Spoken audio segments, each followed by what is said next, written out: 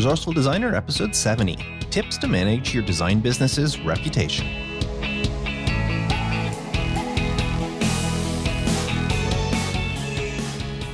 Welcome to the Resourceful Designer podcast, offering solutions to streamline your graphic and web design business so you can get back to designing. And now, your host. His favorite subject in college was airbrushing. Mark DeCote. Welcome to another episode of the podcast. I am so glad that you have joined me today, that you turned me on in the car, that you have me playing while you're working, that you've got your earbuds in your ears, or wherever, whichever way you are listening. I am grateful that you are here today. Now, I have a wonderful topic discussing your design business's reputation and what you can do to make sure you get the best reputation you can.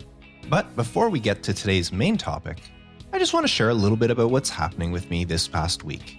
Now, last week, I ended up having to take a couple of days off. My daughter was in a volleyball tournament, and we ended up taking a few days off to go travel because it was a little distance away, which means I had a short week. So this week, I've been doing a lot of catch-up.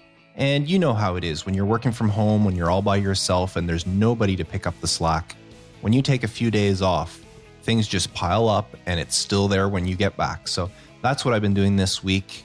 I've got a whole bunch of stuff to work on, but I did manage to squeeze in a little bit of time here to record this podcast. And then it's right back to logo designs, website designs, a few banner ads, and a couple of magazine ads I'm working on. The work never ends, and I wouldn't have it any other way. Now, like I do in every episode of the podcast, I want to share a resource of the week. And this week, I'm going back to my tried and true 4-week marketing boost guide. Now, if you haven't downloaded your copy of my 4-week marketing boost, you can get it by visiting marketingboost.net, or if you are in the USA, you can text Marketing Boost, all one word, to 44222.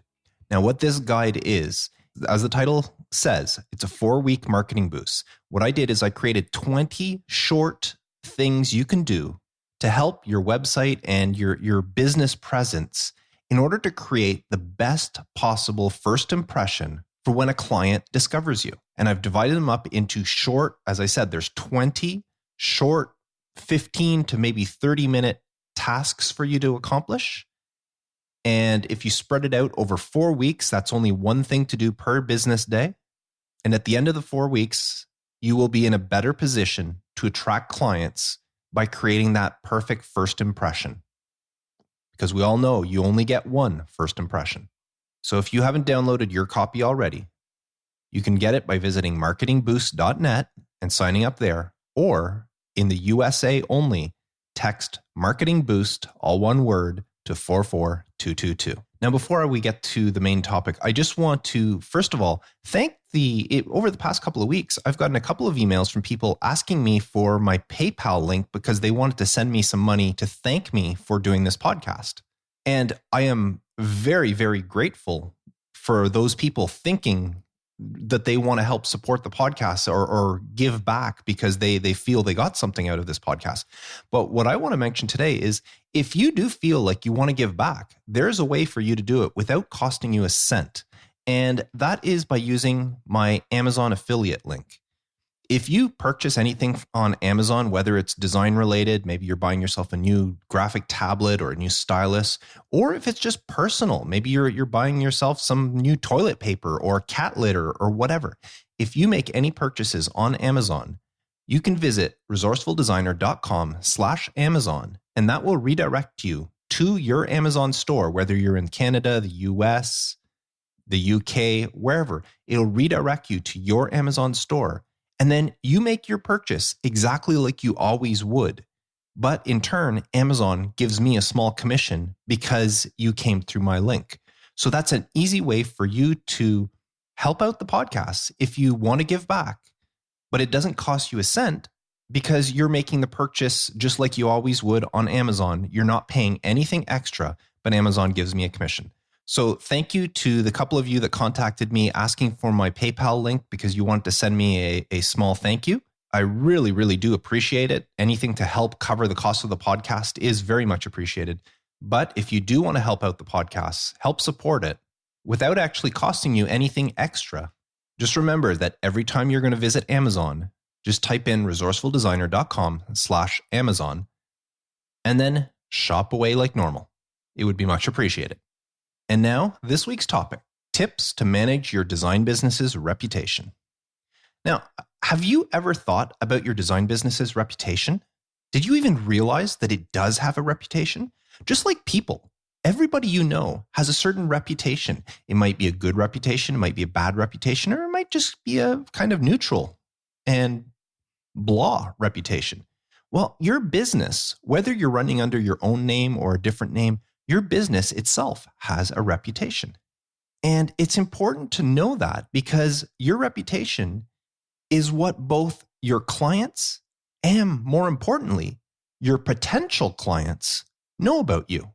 So having a good reputation for your design business will not only enhance that oh so important client relationship that I keep talking about over and over again throughout these podcast episodes, building that client relationship, but having a good reputation can also lead to increased revenue and profit.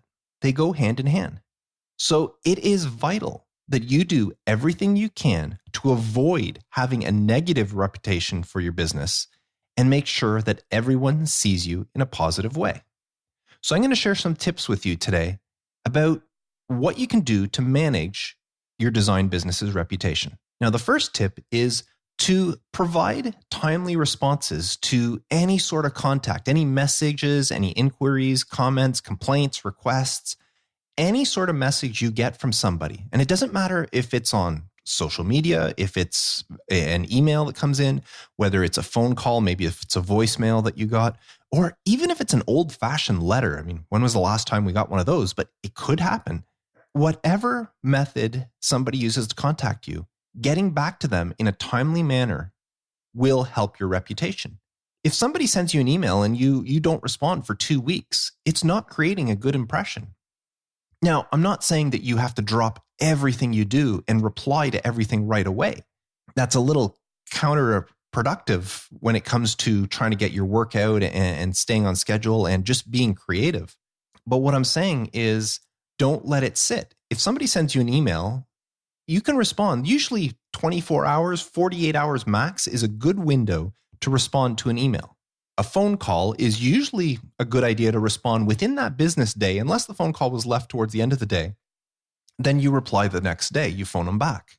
But whatever it is, as I said, whether it's social media, somebody contacts you via Facebook or Twitter or Instagram or Snapchat or whatever the newest social media trends are these days, or if it's an email, a phone call, get back to them on a timely manner. And if you do this consistently, it will create a good reputation that you are somebody that cares and are willing to get back to your clients.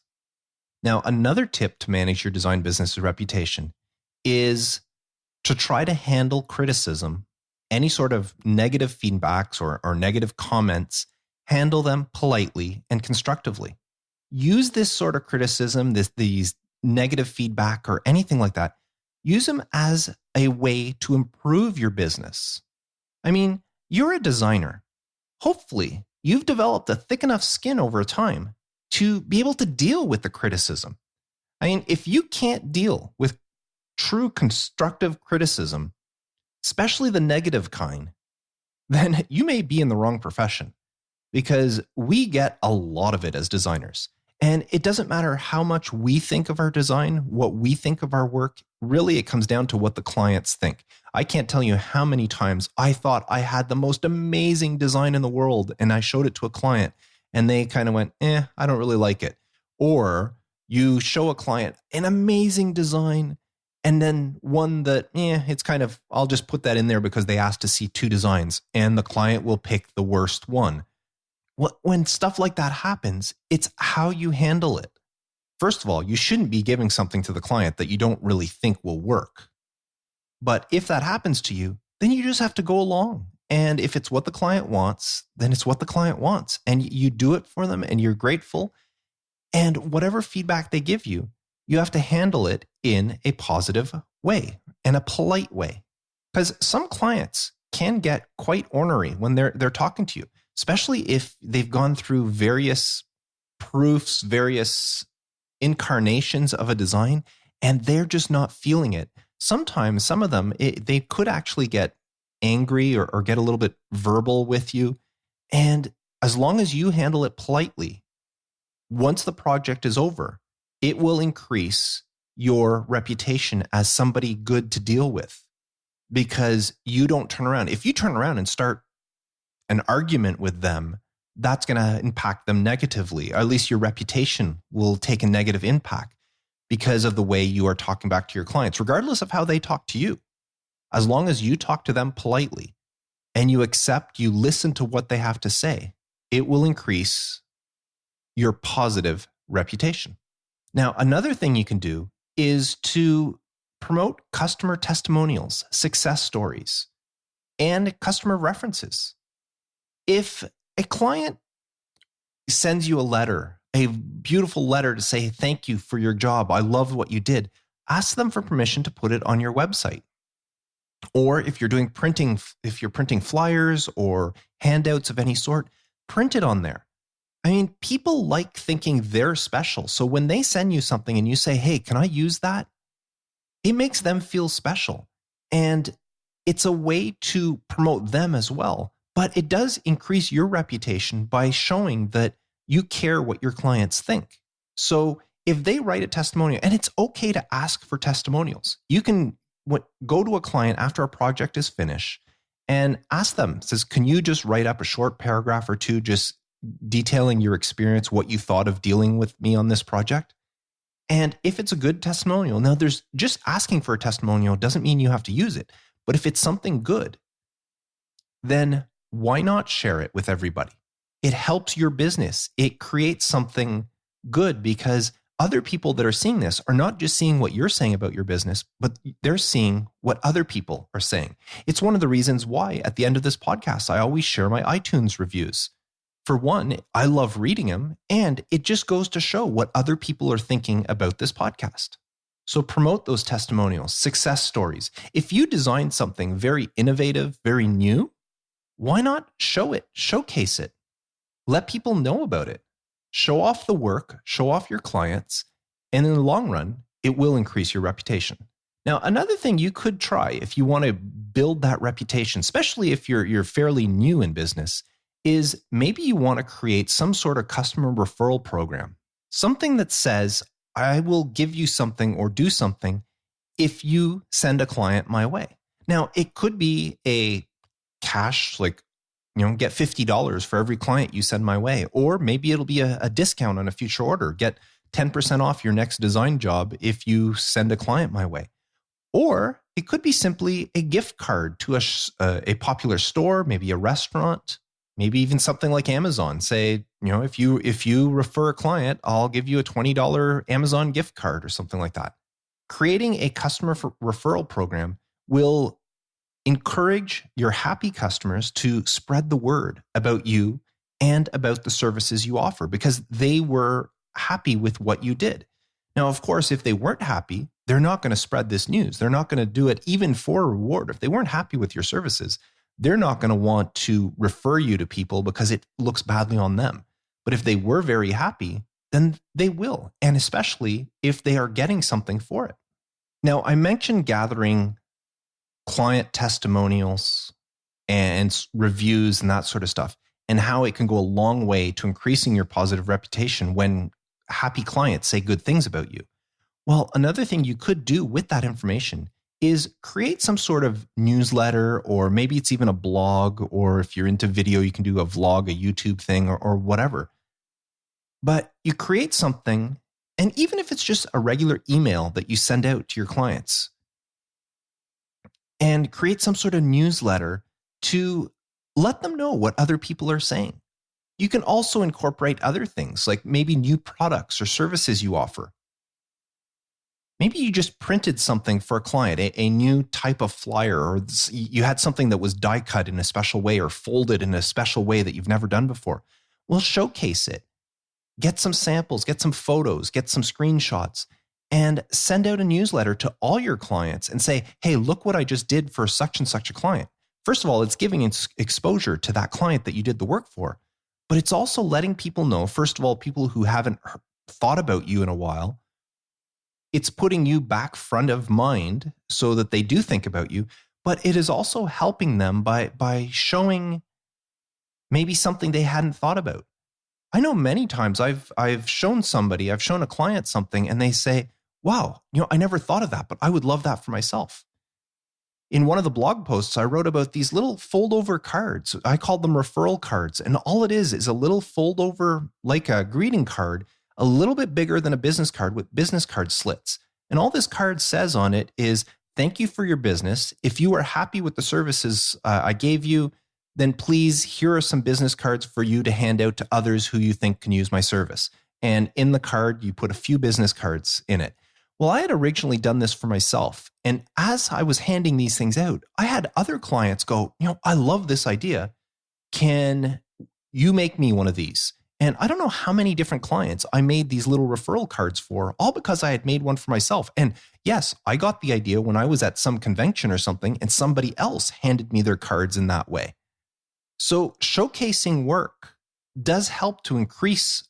First of all, it helps you get more work yourself, but it does increase your reputation because people see the good things you are doing. So even if you don't want to create some fancy or well-designed newsletter, maybe it's just an email saying, oh, I just wanted to let you know I did this new project for this client. I thought it turned out really well. They're really happy about it. Here's the testimonial they gave me about it.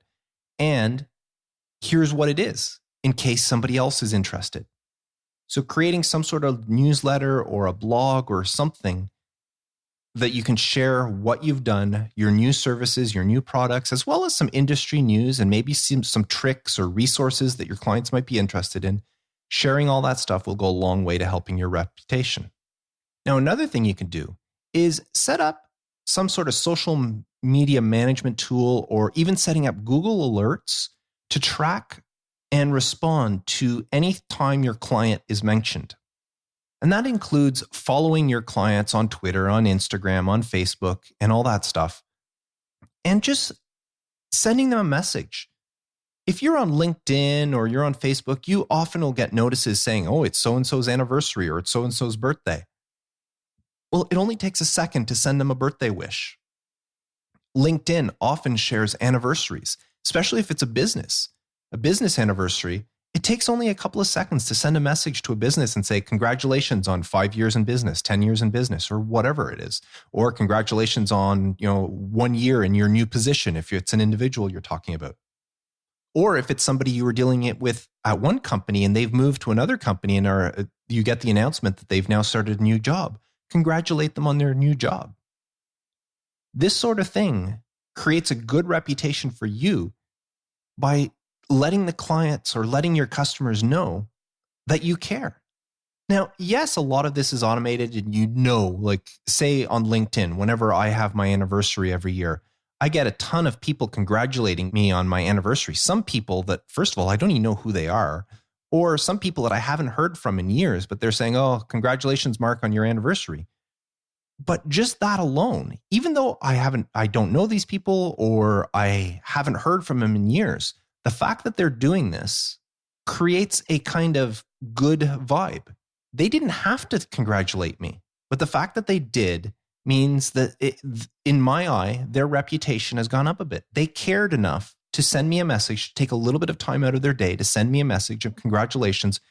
Doesn't matter if I haven't talked to them in 5-10 years or if it's somebody that I talk with on a weekly basis. I notice it and I appreciate it. So do the same thing when you get these things. Now, the other thing I'm saying, you follow the social media or you can set up Google alerts for a company and their mention, because you never know when there might be maybe a write-up in your local newspaper. Well, maybe you don't get your local newspaper, but if one of your clients gets mentioned in the paper and maybe in a good way, your client just donated a lot of money to charity or something like that.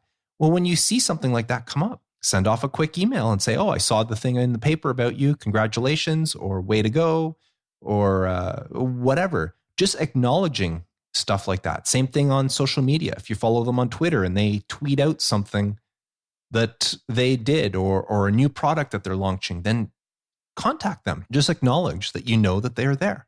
They will appreciate it and it will increase your reputation. Now, speaking of social media, If you want, and you do use social media for your business, and not everybody does. I don't particularly use social media too much for my business, but some people use it a lot. You could create special hashtags or something branded that people can share so that when you send stuff out, first of all, it makes it easy to track. If you have a certain hashtag associated to your business, you can track those mentions. But it also helps people to share the news about you. If you tweet out about a project you just did for a client and you make it very easily for that client to retweet or like or whatever, it will go a long way to helping your reputation. Now, another thing to help out, this is mostly with local clients. In some areas, I know they do in Canada and the US. I'm not sure about the European companies or Asian companies, but you can set up your own profile on the Better Business Bureau's website so that people can look you up and check your credibility.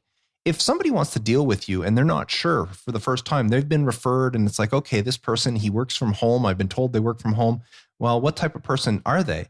Well, if they search for you online and they come across a Better Business Bureau profile, right off the bat, that increases your reputation. It gives you credibility and people will think, okay, this is a legit business, and they will think more highly of you because of that. And anybody can go on, as long as you have a business, you can go on and create a profile through the Better Business Bureau. Now, another tip that you could use is create some sort of customer appreciation event and something that focuses on thanking your customers for their loyalty. Maybe it's a special open house. Even if it is your home, maybe you want to invite your clients to a barbecue. Maybe you want to take them all out to a restaurant one time or whatever. But creating something like that could help big time with your reputation if they know that you appreciate them enough that you are spending some money in order to thank them for their loyalty. So never discount the idea of some sort of customer appreciation event. Now, another tip that you can do to increase your business's reputation is, of course, sponsoring some sort of local organization or possibly a sports team, or you can donate time, money, or your services to some sort of charity or local event in your business's name. By showing support to your community, it increases your reputation as a good business and somebody that is thoughtful and thinks about their community. Now, of course, you can't help out every charity or every organization, but pick a couple and help them out if you can. And don't forget, helping them out doesn't necessarily mean working for free. It might mean that you decide that there's certain organizations that you will work at a discounted price. I have a couple in my area that I do this. I do their work every year and I offer them a discount on my services because I know, first of all, that they are very thankful. They will help spread my name. Not to mention they offer to put my logo and stuff on all their banner and stuff because of the help that I'm offering them. So anything like that. Maybe even like local sports team. Maybe you don't want to sponsor them outright and be the main person supporting the team and name on the jersey, but sometimes it's just nice for the kids to have an extra t-shirt. I know I mentioned at the beginning, I was at my daughter's volleyball tournament this weekend, and they have 2 or 3 different t-shirts that they wear during practices, in between games, and those are great opportunities for sponsors because they're walking around with these t-shirts and the sponsor logo, including the team's logo, but the sponsor's logo is predominant there. So a great way to help and show your support for your community is to sponsor teams, organizations, and events in your area. Now, the last tip I want to share is create a customer survey in some way and ask your customers, your clients, for their opinion on things. And you could, in exchange, say there's going to be a draw for maybe $100 gift cards or a $50 gift card for, who knows, a grocery store, some gas, Amazon, whatever. But by showing your clients that you value their opinion and that you want their opinion, it'll help grow your reputation as a company that people want to deal with.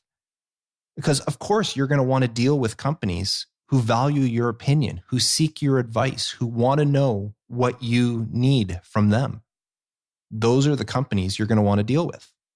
So those are the tips I wanted to share with you today. There's really a lot more ways that you can improve your reputation. But that is the general idea of today's podcast, is make sure your business has the best possible reputation it can. And if it does, it will pay off in the long run through client loyalty, through client referrals, and making it easier for you to pick up new clients when they start looking into who you are. If they start asking questions about you and all they get is great responses, so-and-so is a great person to work with. Oh, they're such a talented designer. I love the project they did for me. If those are the type of responses they hear when they question about you, then it's going to make them want to work with you even more. And it all comes down to your reputation. So have you ever given any thought to your business's reputation? I would love to hear about it. Please leave me a comment for this episode by visiting resourcefuldesigner.com/episode 70. And now on to this week's question of the week. And this week's question comes in from Jerome. And Jerome wrote, I am a young student and I'm into graphic design. I need help choosing a name for my business.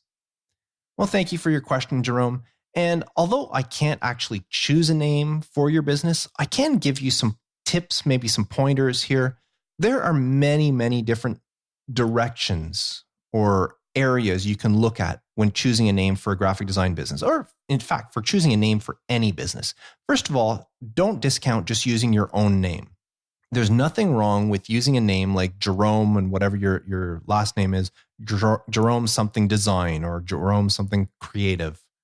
There's nothing wrong with doing something like that. Or there's always your initials. I can tell by your email that your last name starts with the letter P, so it might be JP Design, JP Creative, JP Design Services, JP Graphics, something like that. Now, those are the type of names that they might not be unique because there might be a JP Design in your area already, or there might be one the next state over or all over the place. There might be tons of JP Designs out there, but that doesn't mean you can't use the name and make it your own for your area. Now, the other thing you could do is you can be creative. As a graphic designer, we're meant to be creative. So why not come up with something that's a little bit creative or even whimsical? Like, I've seen people out there wear like Red Rooster Design or Flying Pigs Design, Black Horse Creative, Spinning Wheel Design Studios, all sorts of names that you can just come up with absolutely anything. And that's the thing about being creative, is we can get away with using some really oddball names because of the creativity involved with it.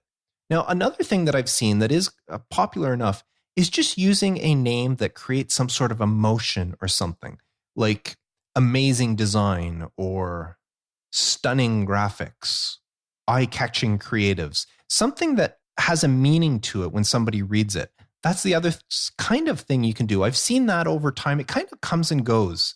I know when I was graduating from school, there was a lot of companies that were going that direction. And then it kind of got out where I didn't hear too many new companies were doing that. And then all of a sudden it started coming back again. So it's one of those things that comes and goes where companies think that's a good idea to come up with a name that is actually a phrase that kind of represents what they do. So there are so many different avenues, so many directions you can take when it comes to your naming for your business. But the thing I want you to keep in mind, Jerome, is that it's only a name. You can always change your business name. You mentioned that you're a student, you're young, and you're into graphic design. Well, there's no saying that whatever name you choose for your business today will be the name you're going to have for the rest of your career. You might decide in a couple of years that you don't like that name, you want to change it, and there's nothing wrong with that. You can change your name. There are people that operate for years under their own personal name and then all of a sudden want to go to a business name, or vice versa. There's people that operate under a business name and then decide after so many years that they want to change and operate under their personal name. Or some people want to change from one name to another, not using their own personal names. I've seen the personal name thing come out where somebody, especially, well, this applies to women, or at least women whenever they get married and they take on their husband's name. Where I've seen designers where it was so-and-so design, and then she went and got married and her name changed, and then it was a dilemma. She's established a business under her maiden name. Does she change the business now to her married name, or does she keep the business under her maiden name and have questions? People saying, well, why is your business name this, but your name is that? And so at some point, some people will just decide, well, I'll get rid of my name and start another business under a different name. So just keep that in mind, Jerome, that you can always change your business name. It's not set in stone. It's not something you have to worry about for the rest of your career. It's just like, think of music groups. How many bands or music groups out there today are still under the very first name they started with? Many of them have changed names over the years. And the same thing can happen with your design business. So I hope that gives you some sort of direction, Jerome, in what you can do for your business. I wish you all the best. Now, if you would like to have your question answered in a future episode of the podcast, and I can let you know that Jerome's was the last question I had. So I don't have any questions for next week. So if you send something in, there's a really good chance that I can answer it next week or at least the week after, depending on how many I get in. So if you have a question you'd like me to answer, please visit resourcefuldesigner.com/feedback and fill out the form asking your question. I would love to answer it in a future episode. And now, as I mentioned earlier, I always love to share an iTunes review with you. And this one was left in the US iTunes store by Tracy Gibbon Designs, LLC. Tracy wrote, a couple of months ago, I was almost at the end of my rope. I've had my quote-unquote business for a couple of years, but have yet to make any profit. After listening to your podcasts, literally binge listening like people do to Netflix, I've gotten all new clarity and actual direction. I figured out that where I was missing the boat before was that I was trying to do it all on my own. I had no resources, no one to share the struggle with, and no idea how to run a business. Now I'm pumped and ready to go. I'm in the middle of redesigning my brand to rein in my services in a little, realizing I had too many offerings, which made it more complicated than it needed to be, stuff like marketing consulting. But seriously, thank you for continuing with this podcast and the wonderful Facebook group, both of which have become true resources for my business and my personal endurance builder for myself. Keep up the fantastic work. Well, thank you very much for that kind review, Tracy, and for mentioning the Facebook group, which, yes, is a wonderful resource for people who are running a business like we are. If you are running a graphic design business, especially if you're running it on your own, you're running out of your house, the Facebook group is someplace you want to be because there are so many like-minded designers there and we are all helping each other out. I spend time in there trying to answer questions, and there are so many other people in there that are creating so much value in that Facebook group by offering their own advice as well. So if you want to join the Facebook group, please visit resourcefuldesigner.com/group and ask to join. I would love to have you there, and so would everyone else. And once again, this week's resource of the week was my very own 4-week marketing boost, which you can get by visiting marketingboost.net, or once again in the USA, texting Marketing Boost, all one word, to 44222. And that's it for this week's episode. I want to thank you for hanging in there and listening to what I had to say about building your design business's reputation, something that's very important. I talked often about building a client relationship. Well, this reputation is all part of that relationship, and it helps for gaining new clients that you can build new relationships with. Now, if you got any value out of this episode of the podcast, please share it with a fellow graphic designer. I would love to grow this audience. So send them over to resourcefuldesigner.com or ask them to follow me on Twitter @resourcefuld, or my Facebook page at facebook.com/resourcefuldesigner. So that's it for this week. I am Mark Decote, wishing you all the best for your graphic design business, and as always, reminding you to stay creative.